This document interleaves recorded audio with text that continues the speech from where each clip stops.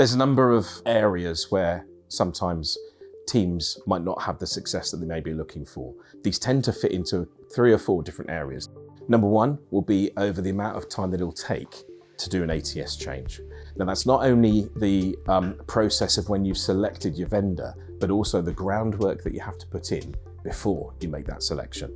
So there's a timing element there. There's also making sure that you've got the right resource in place to be able to do that.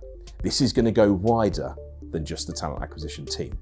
You should be looking for support from people services that will predominantly look after your onboarding, if onboarding is not managed by your recruitment team. You most certainly want to be looking at hiring managers, some representation from hiring managers, because they're a real key stakeholder within this. You're going to be looking for a senior sponsor on a board or an exec that will fully understand and support your drive for a new ATS. And then certainly you're going to be wanting to spend a fair amount of time on process mapping, because when you select your vendor and you're moving down the timeline or a plan of deployment, that deployment is incredibly structured, really well structured.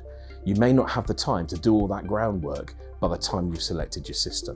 So I always advise any organisation that I'm working with, if we're going through an ATS changeover, we have to make sure that we've done that groundwork, because as soon as you get on that treadmill of change, that time's going to move fast. So all that benefit, you'll be able to reap back once you've done the groundwork on the system and process. So there's the timing element, there's the resource element. Costs should never be underestimated. All organisations will have a budget. These budgets are being squeezed and being scrutinised like never before at the moment, rightly so. You need to make sure that you're focusing on your return on investment. There's a number of organisations, most organisations won't get the full use of capability out of their ATS system. They won't use everything that's housed within it.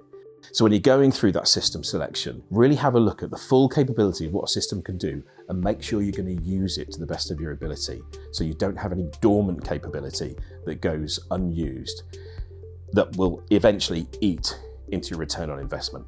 One area that specifically falls down in this is MI and data. So really looking at the MI and data requirements in order that the whole business can have a view on how TA is working within that organisation, but also the value that TA is bringing. There's also going to be a position where you'll need to validate your purchasing options to your senior stakeholders, and as much as you can use and almost sweat the system that you're going to put in, or the systems that you have, that's really going to help seeing that return on investment for a senior or C-suite level.